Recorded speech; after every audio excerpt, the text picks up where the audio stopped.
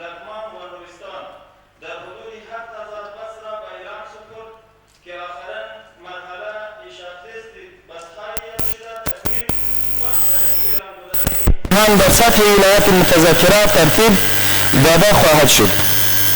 این که به سلسله تطبیق پروسه رقابت آزاد در سطح معارف ولایت در حدود 7200 بست‌های معلمین و بست‌های پنجم و ششم اداری در 20 ولایت کشور ارزگان، بامیان، باغلان، فروان، پکتیا، پنشیر، جوزجان، خوست، دایکندی، زابل، سریفل، غزنی، فاریاب، کندوز،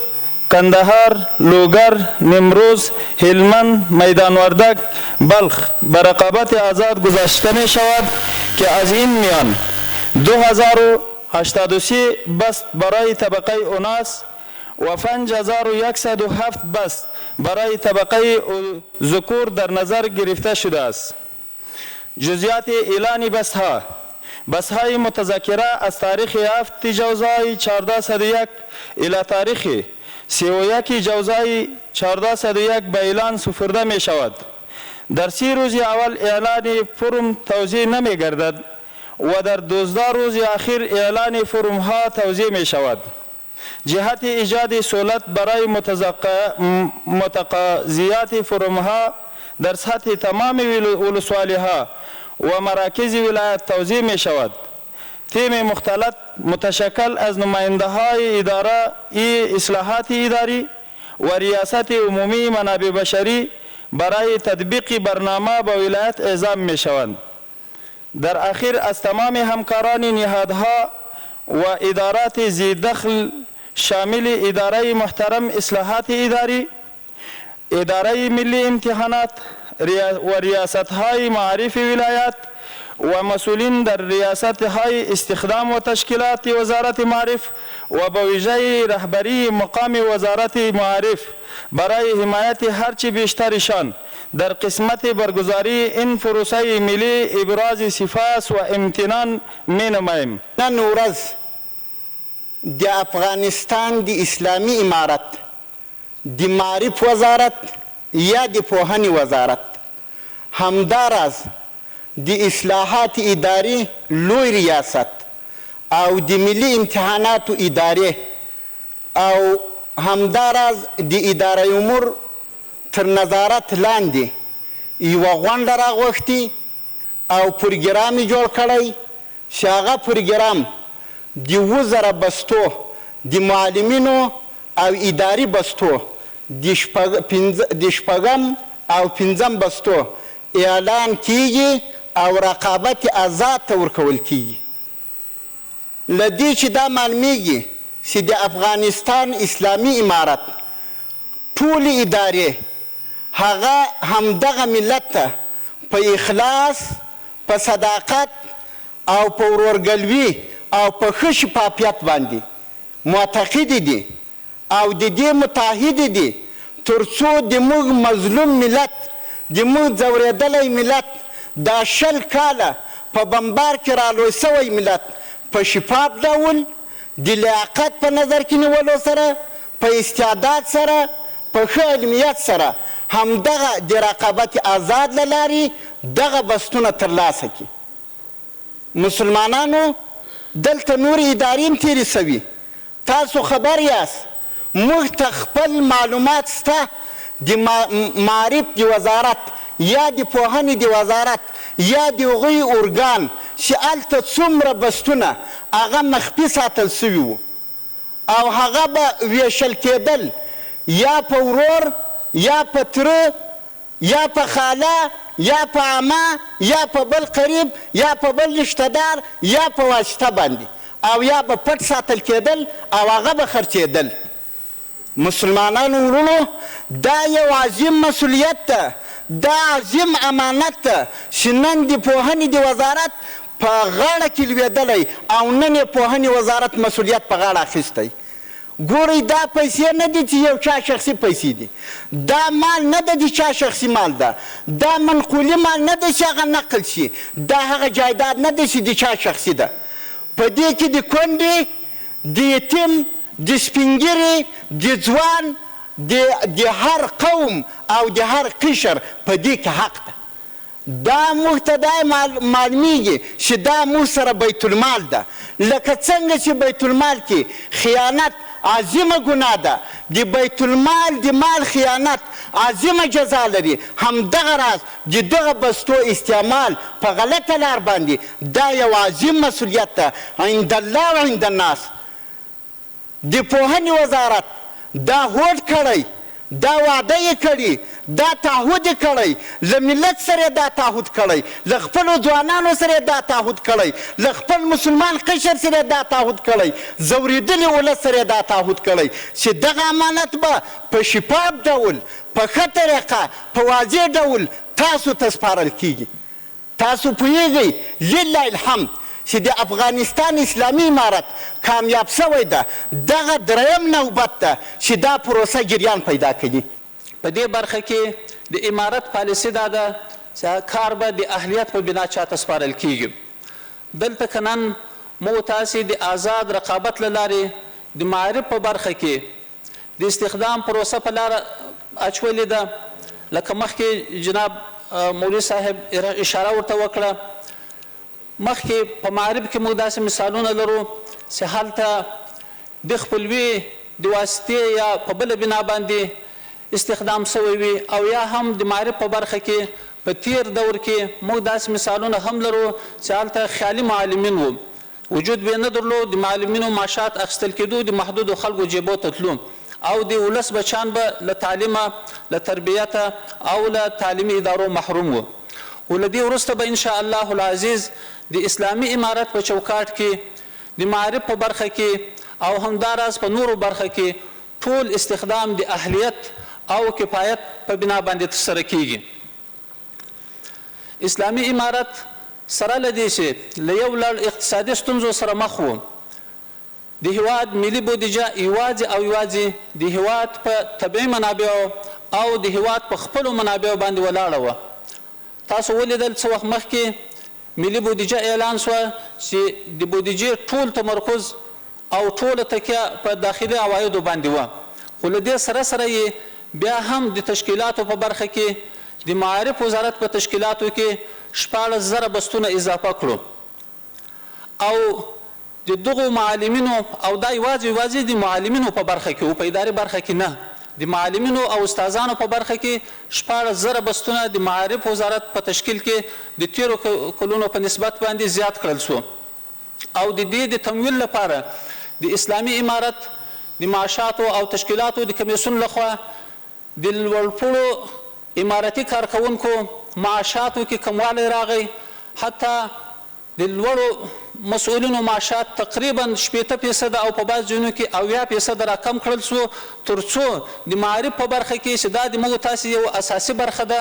دا د موږ تاسې د هیواد د راتلونکي د سرنوشت مسله وه، په دې برخه کې کار ځینې واخیستل شي. د لوړو مسؤلینو په معاشاتو کې کمښت راغی او د ټوټو مامورینو او کارمندانو معاشات په خپل حال باندې پاتې شو. دا د اسلامي امارت یوه ژمنتیا وه چې له دې ولس لري د مسؤلینو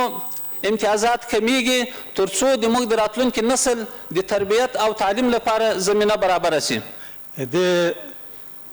ادرس نه د موږ د 7,000 هیوادوالو لپاره د کار زیری کیږي،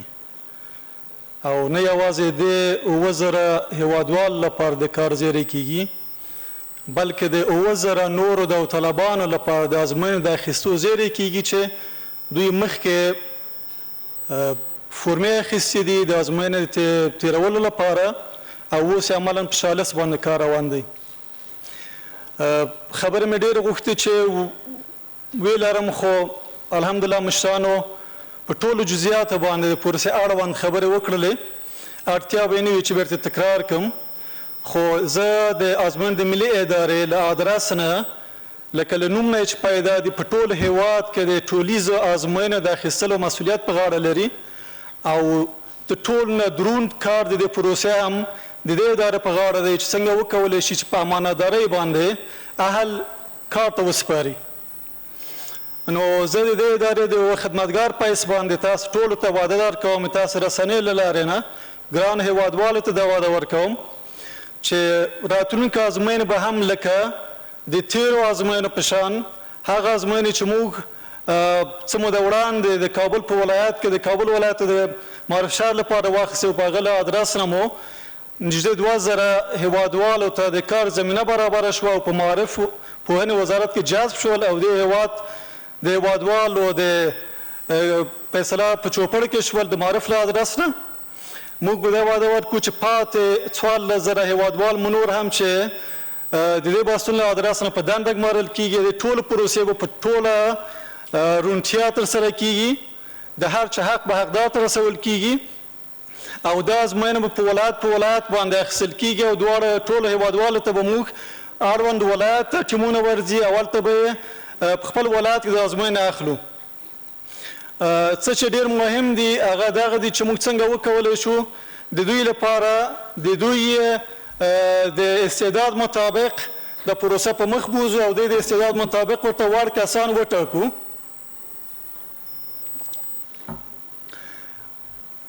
د ازموینې ملي اداره په دې باندې متحده ده چې د هر داوطلب لپاره دوی د رشتې مطابق چې وړاندې ورته شالید شوي دي دې لپاره ځانګړې کتابچې جوړې کړي او د خپل رشتې مطابق دوی نه ازموینه واخلي او د دوی ترمنځ نه هغه داوطلبان یا هغه ګډون کوونکي چې لوړې نمرې یوسي اړوندو بحثونو ته معرفي کړي. دلته یو تخنیکي په بحث دی غواړم چې لنډو کې ووایم تر څو بعضې پوښتنې چې بعضې هیوادوالو سره پیدا کېږي دې ته ځواب شوي وي. موږ د هیواد په ټول ولایتونو کې یا اجالتا چې اوس کوم پروسه روان ده د هیواد په 20 ولایتونو کې کوم بحثونه چې اعلان ته ورکوو د هر بحث لپاره یو ګروپ رقابت کوي. یعنې که موږ د یوې لیسې یو بحث د فیزیک فرض ونیسو د لپاره 15 کسان 20 کسان رقابت کوي د 20 کسانو لوړه نمره به د بحث ته کامیابیږي خو په بله لیسه کې به د بل فیزیک مضمون لپاره یو 15 کسان نور داوطلبان رقابت کوي د هغه بحث لپاره به د هغه بحث 15 کسانو نه لوړه نمره انتخابیږي. کله کله سوال پیدا کېږي د هیوادوال لپاره چې ګواکې یو کس په 200 نمرو باندې کامیابه شوی او یو بل کس په 180 نمرو کامیابه شوی دا ولې په 200 او هغه ولې په 180 او د دواړو ترمنځ یو بل کس د 190 نمرې وړي دي خو د 200 په ګروپ کې امتحان ورکړی دا ولې نه دی معرفي شوی. رقابت په بحث باندې کېږي هر داوطلب چې هر بحث ځان کاندیدوي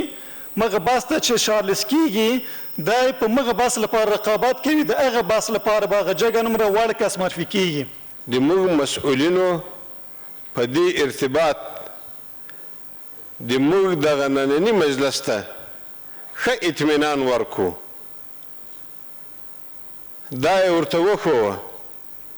چې له موږ سره چې کوم خپل توان ده له موږ سره چې کوم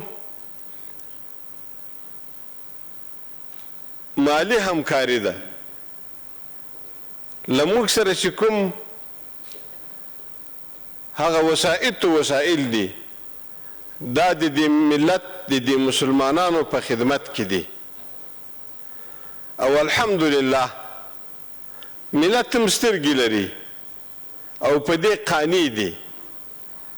چې د دین دښمنانو د موږ د دې خوار وطن دښمنانو په دې مسلمانانو باندې د موږ په افغانانو باندې ټولې دروازې په دې وجه بندي کړي چې د دې خلکو چې یو غږ پورته شي د دې خلکو په مابین کې د ملت او د حکومت په مابین کې یو مشکل جوړ شي خو الحمدلله ملت ته هم خدای دا حق ور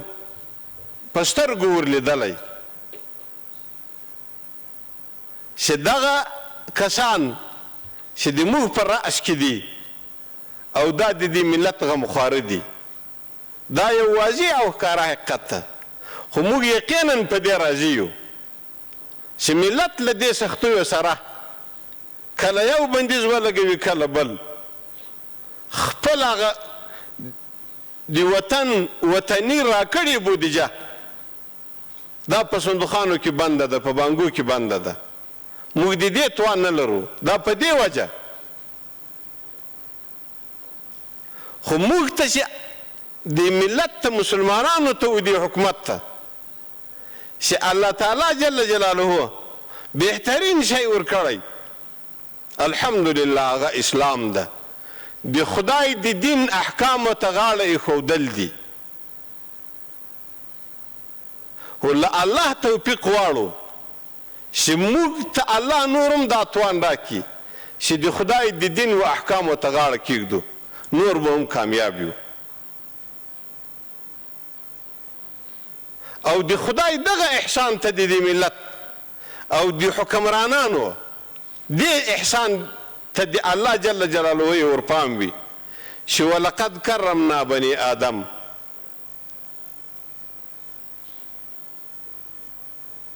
په تحقیق سره الله تعالی وایي موږ عزتمند پیدا کړی د اولاد د حضرت آدم علی نبینا و علیهم الصلاة والسلام ټول مخلوقات د الله په خدمت د بني آدم کې دي د دنیا ټول شیان حتی د آخرت ټول نعمتونه خو د انسان دپاره د اولاد د بني آدم دپاره هم دا پکار ده چې د خدای دغه نعمتونه چې خدای ما ته راکړي دي څنګه یې راوړم څرنګه یې راټول کړم خو د ما ورونو د مجلس شریکانو عرض مې دا ده چې الحمدلله دې ته خو ټول متوجه یو چې بچیان وروزو بچیانو ته تعلیم ورکو او په خپل لاس باندې ورکو معلمین دې دا کوشش کوي چې په خپل لاس د یو مظلوم د یو غریب زوی وروزي او خپل ځان مصروف وساتي خپل اولاد ته له دغې ذریعې کفاف پیدا کړي روزي پیدا کړي نو زه دا وایم چې د دې تر څنګ دې ته هم باید پام وي چې یوازې په عشري علومو هم موږ د خدای له عذابو نه خلاصېږو دې ته به هم پام وي چې د دې تر څنګ الحمدلله امارت اسلامي موږ تاسو ته د مکاتبو په څنګ کې عینا په مکاتبو کې مدارس جوړې کړي دي د مکتب شاګردان په دې پوهوي پژواک خبری آژانس د پیښو ریښتینې هنداره